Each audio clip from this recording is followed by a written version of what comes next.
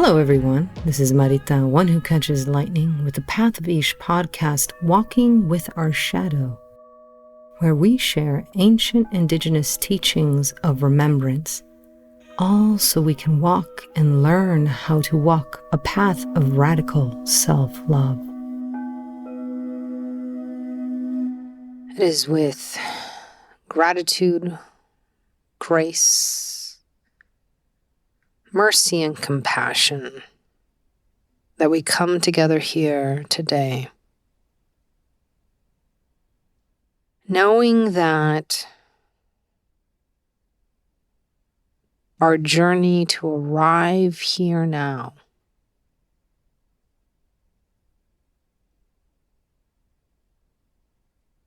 is as important as sitting in the circle.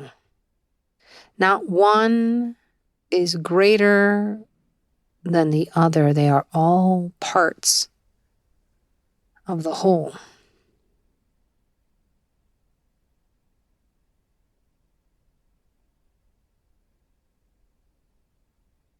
Today, we're going to start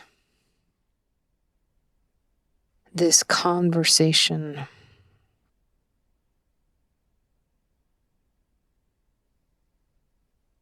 by greeting the directions and taking our 3 breaths. So let us do so.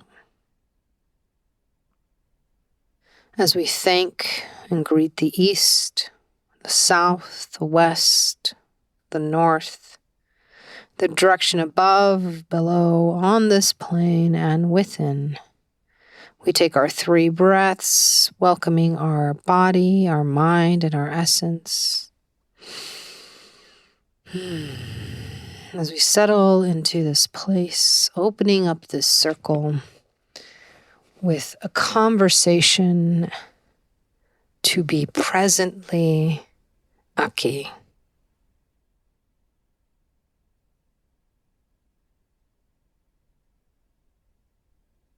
As we turn the clocks and change season into season, as we mark time, it is good to pause, reflect, recharge. And we are in a time now that the heavens and all of the earth have been pointing to these signs to do so, yet we as humanity want things to get back to normal. We as societies are imposing upon the cycle set by the earth. And in this pushing, we create identities and societies and connections that are out of balance, out of relationship with the way of being that many are being called to remember and we crave. And in our craving, we have become junkies. We have become junkies of exploration, altering states of minds and existence, because no one has taught us that where we are now in this time, place, and space, that it contains and has a multitude and can hold the multitude and your multi-universe of who you are.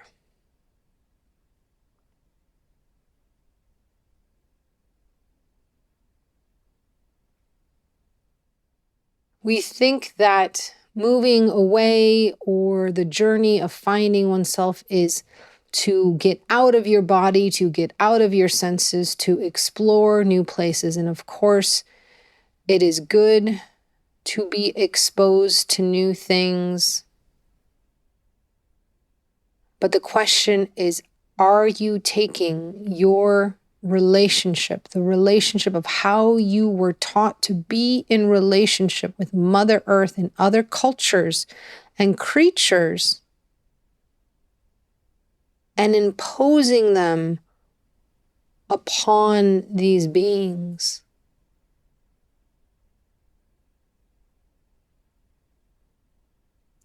I've sat in hundreds of thousands of circles throughout my life. And what I find curious is that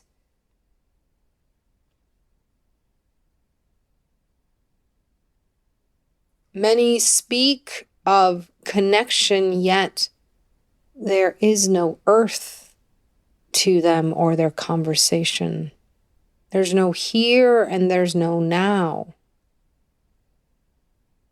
It's like when I go to restaurants and I have black beans that have like no seasoning. I'm like, how can you do that? Like, how can you make something that is so flavorful, right? How can you take the soul out of the food, right? And we're living now in a time of society where even we are afraid of color. My wife sent me this article that I have to dig into, but she was kind of talking about it, how the world is afraid of color, how we are now coming into a conformity of beiges and whites, and how that is seen as progress. I remember in San Francisco one time stepping into a shop that literally had all beiges and all whites. There was no color to any of the clothes. I mean, beige and white is a color, but nothing beyond that. This monochrome way of living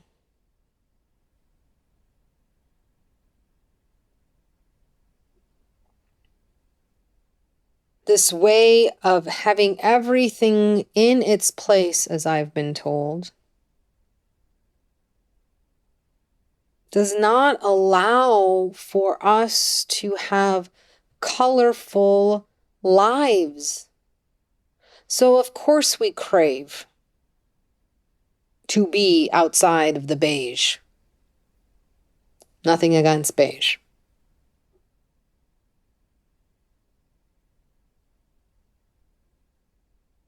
But what is happening and what I'm observing is that we keep trying to control things, even color.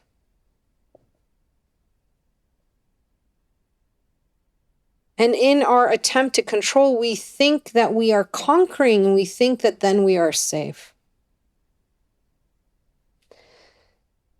Yet time and time again, the earth teaches us that she is wild and untamable.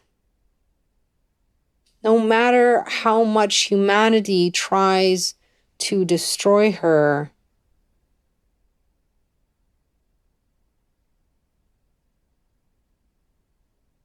she will continue with or without us. But the lesson is right there.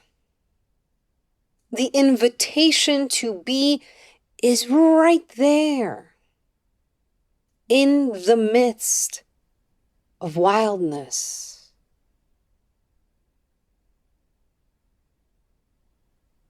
You are welcome to explore and bring out your wildness, your colors, your diversity, the multiplicity of who you are. We are complex creatures, and then we have created complex societies, and so we are overwhelmed, so we try to white it out.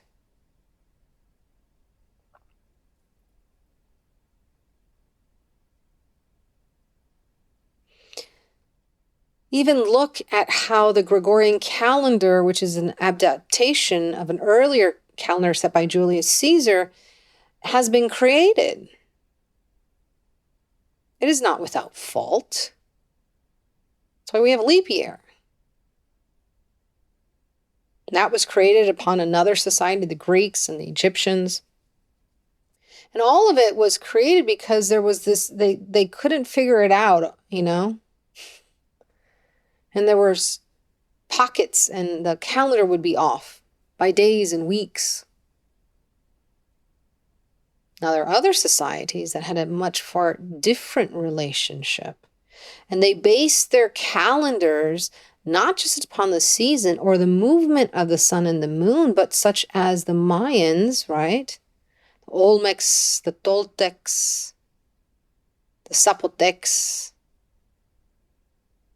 which included a greater perspective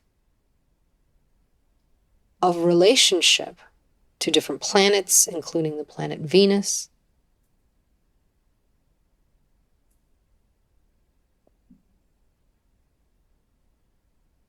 But more specifically, if you look at the multiple calendars of the Maya, of the Toltecs, the Zapotecs, there is in their multiple calendars different ways of how to count.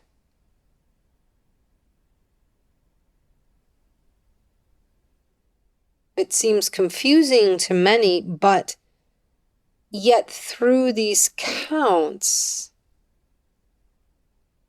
it is about relationship.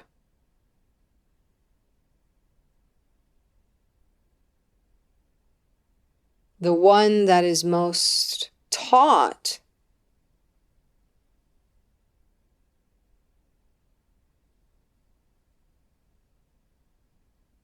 is the one that brings in the Nahuales of the 20 days and the 13 days and the tones. And that calendar in the Mayan cosmovision and perspective from the Yucatan or Guatemala is a relationship that speaks about and brings us into an opportunity to sit with nature.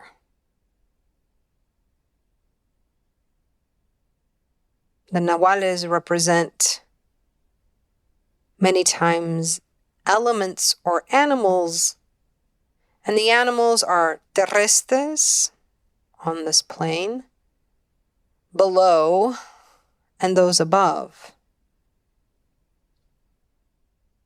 And some of them, the animals like the mantarraya, are ones that can exist, or jaguar, in multiple dimensions, and they teach us that. How we are not supposed to just live, that this earth has multiple dimensions for us to partake in. That the counting of times can come from a relationship with the cosmos beyond this planet, as well as with the relationships of the season, which include change and migration.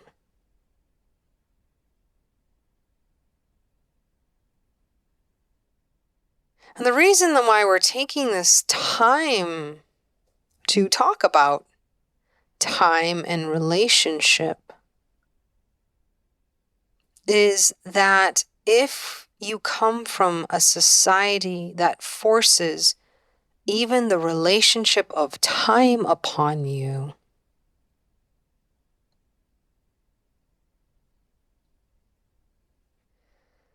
that has built holidays upon ancient rituals and traditions that connected people to the planet and the cosmos, and have imposed upon them cultural and religious practices that are about containment,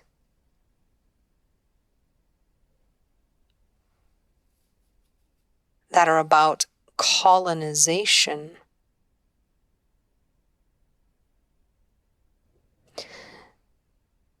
Then that hole in your heart, in your psyche, is and could be a lack of relationship.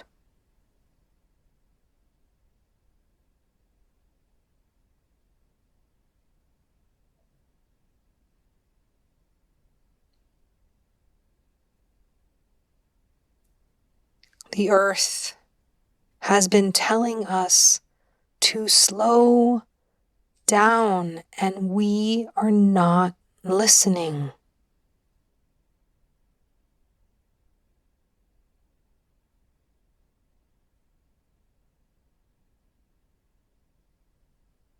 We are still trying to impose what we have been told we need upon this planet and upon other people.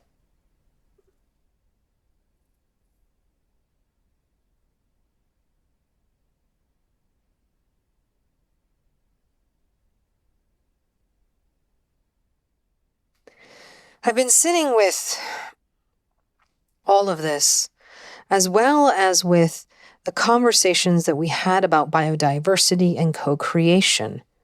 And then I sat with that word of competition. If you know me, many people would say that I am competitive. I have been. I like to play games and I like to win, right? I was trained in that way to a certain degree. But I've been sitting more and more with the lack that competition creates. And even though I talk about coexistence, I do so in many, many areas of my life, there are still those remaining echoes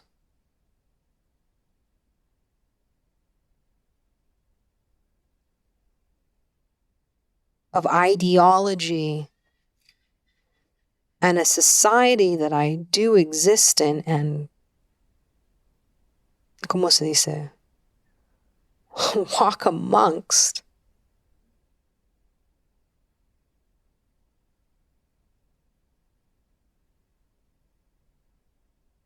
Where that word competition is associated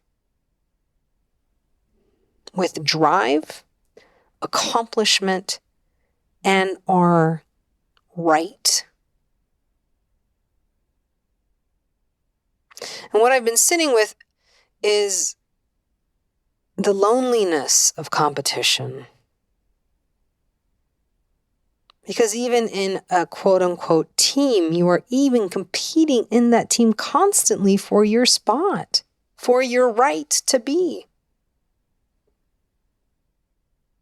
And we live in societies that have imposed competition.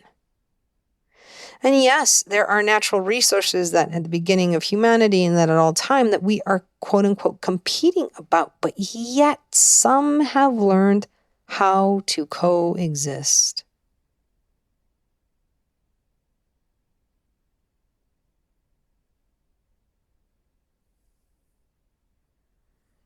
If you were told and trained that competition for resources and for your place in this world meant either life or death to a certain degree, then of course that is the energy that you approach things.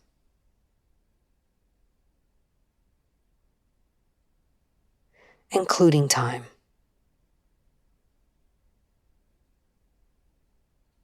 And you see this lesson that nature and the universe has been trying to hold us in as a waste of your time.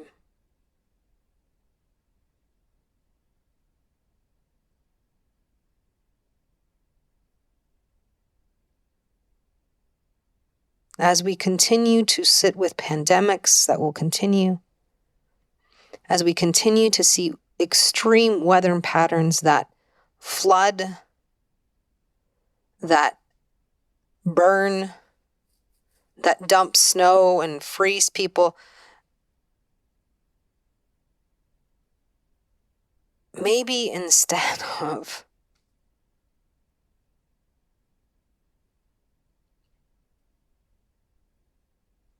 pushing through. We should take that moment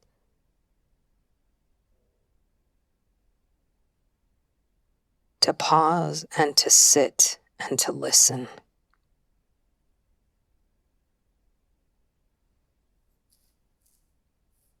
Maybe the extremes of what we are experiencing and will be experiencing, they have to be extreme because we are not listening.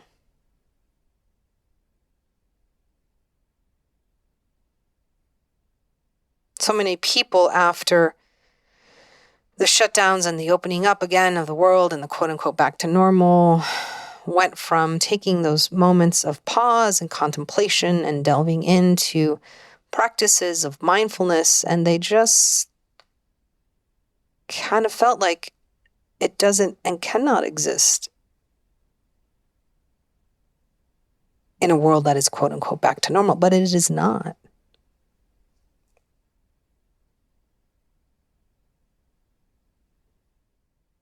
So many people started to work and learn how to use tools and then left them. And I'm calling you to pick them back up. I'm calling you to remember the pauses of your life and the tools that you learned in these pauses to bring you back presently to the now.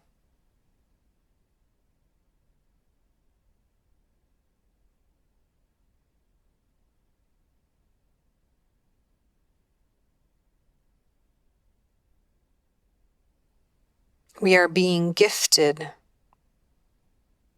so many things cosmically in this new Gregorian year. So much support.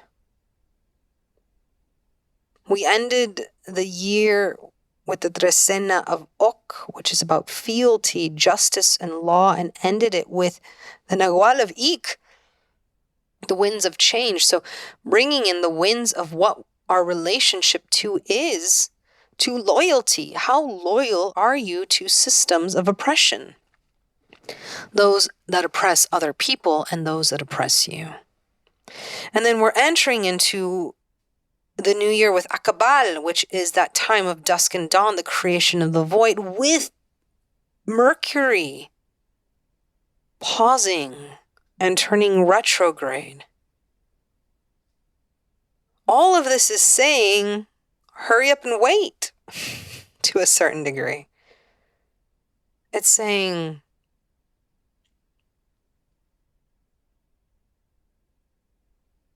maybe sitting and being present is the new normal. Maybe moving in relationship to everything that is occurring around you, moving in a way where you're not pushing through to get your way, is what you are being called to.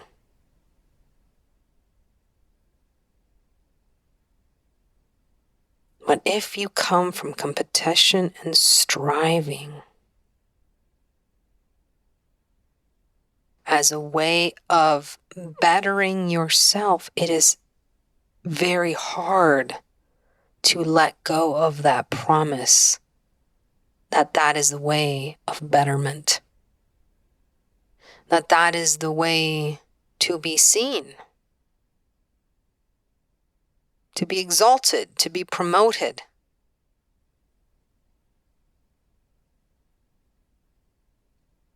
Instead, maybe we can look into and pause and look at the influence of our lives.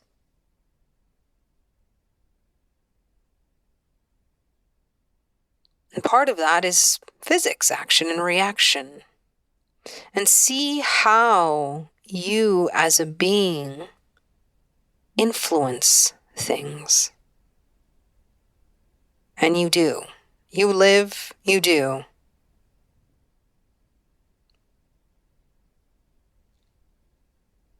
And maybe if we can pause and start to see that effect, we can recognize our power and not strive beyond for it. Stop looking at the planet and the earth as something to conquer and to compete against.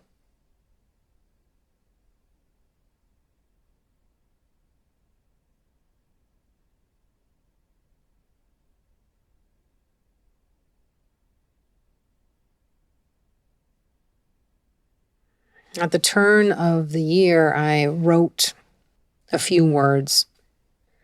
And I'm going to share them with you now. There are 12 points. The first point, I always start at 0. Let us begin. And let us take a moment to just regather ourselves and let these 12 points be a part of our meditation.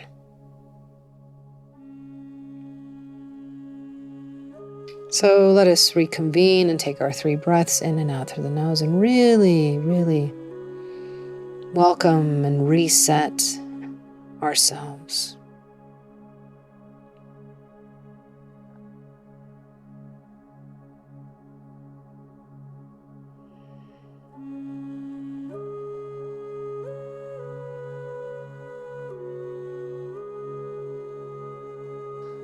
And so as we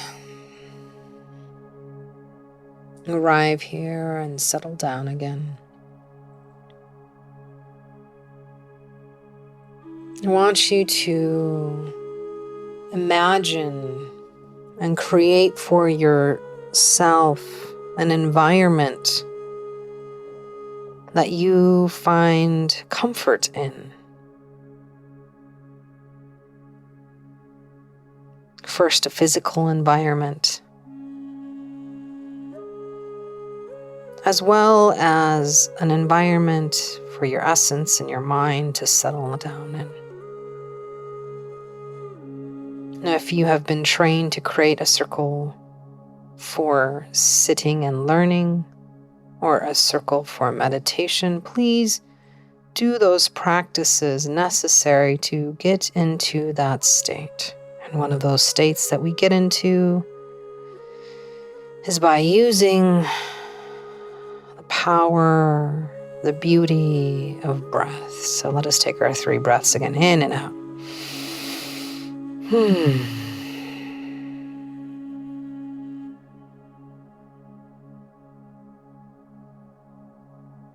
Resetting our mind, in and out through the nose. Resetting our body, in and out through the nose.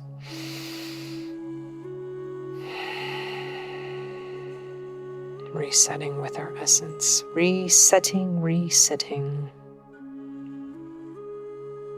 And as I read these words, these points,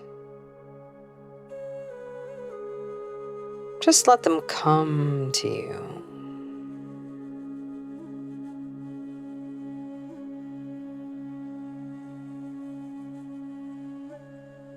As you imagine just going down a river,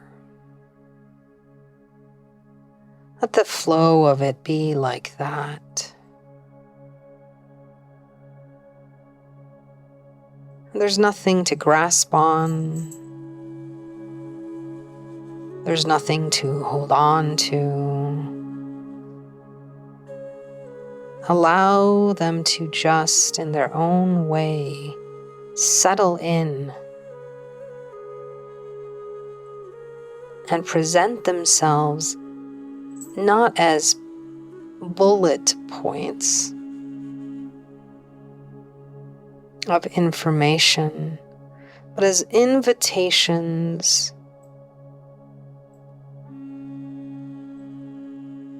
to look at and sit with all your relations.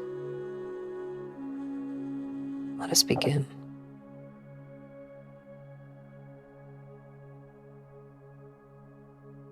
As we start in the energy of Akabala, creating from the void, we begin with 0. Windows of opportunity are windows, not doors. And if you find them shutting, don't take a rock and try and break the window. Move on. There's a better thing more aligned with who you are, the you that you are discovering and practicing to be.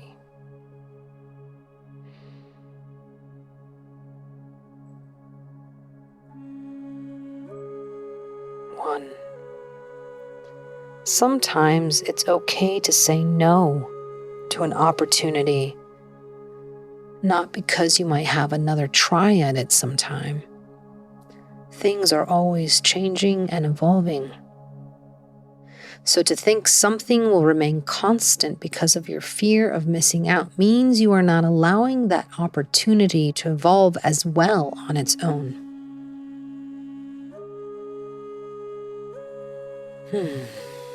2. The most important thing is to take care of yourself. Do this because value isn't something you earn, indulge in, or deserve. These are the words of the colonizer, who has created societies built on enslavement and unpaid labor. And for the purposes of this circle, I can add, built on competition. 3. Everything will align with your heart, not your expectations. Don't confuse one with the other. 4. Feel it in your bones and don't overcompensate, overcommit. Know your capacity and capability at all times, not as something to conquer or exceed day in and out as a sign of growth and progress, but because you recognize you are only part of the whole. And to live in the now, not a goal, is to be present with who you are and accept yourself wholly. 5. Step away from a path of running on your own energy and ask to walk in universal energy. 6. Never run into a burning building. Firefighters don't. They walk because they are assessing at all times the cost of an ever quickly changing situation of the burning down and crumbling of the structure of life that has been built. 7. Love. 8. Don't fake it till you make it. Stay with your insecurities. Not to overcome, but because your shadow is as important as your light. Get to know them and their language and history and learn from them. 9. Life isn't about things being easy, but you don't have to seek the struggle. You can ask for ease and grace throughout your experience and existence. That means you will have to stay closer to yourself and listen to the softer and stiller voices. 10. Never leave yourself behind and don't force or carry others on their path or their potential path. 11. And always stay presently Aquí. If you go ahead of yourself, how can you receive love in the moment of who you are and be witnessed? We remember the past because we walk on the soil created by it. We witness the present because it exists now. We dream the possibilities of a potential future with no assurance of it.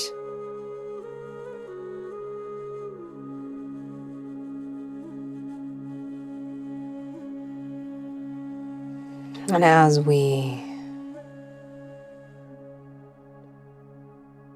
allow these moments, these points, these pebbles, these waves, to enter the circle. Let's just let them arrive in their own way, in their own time.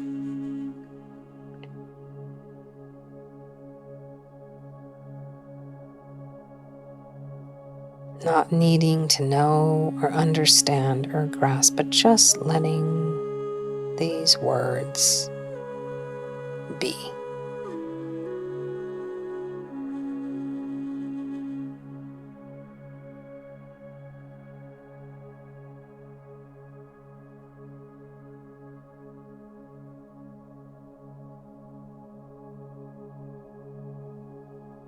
And as we invite these words to be, we allow ourselves the opportunity to be presently aquí, here in the now.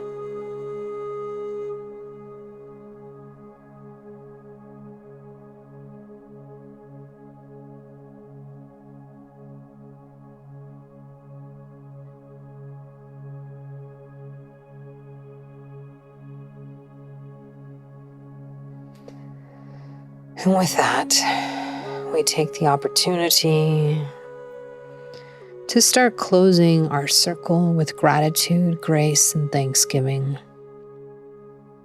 Welcome for the opportunity to sit together again in circle, to stay curious and courageous and playful, to examine our thoughts, our words, our deeds, our actions, our programming.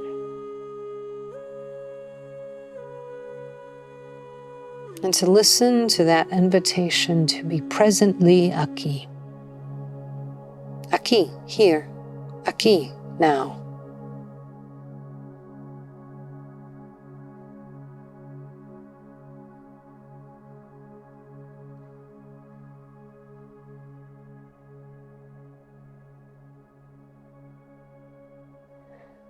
And with that, we take our 3 breaths in and out through the nose.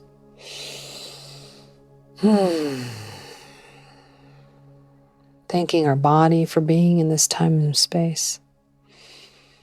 In and out through the nose. Thanking our essence for being in this time and space. In and out through the nose. Thanking our mind for being in this time and place. With that, we thank the East,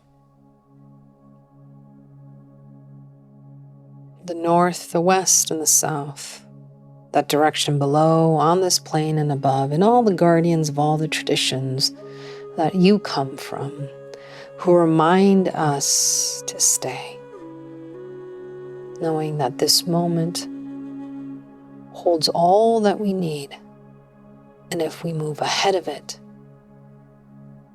we will miss out on filling our cup now. Shade.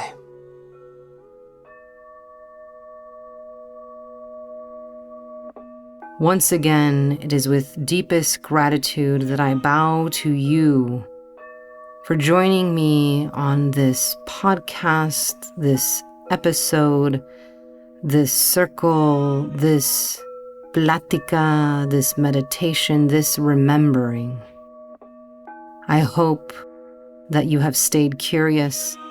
I hope to see you in the circle again next week.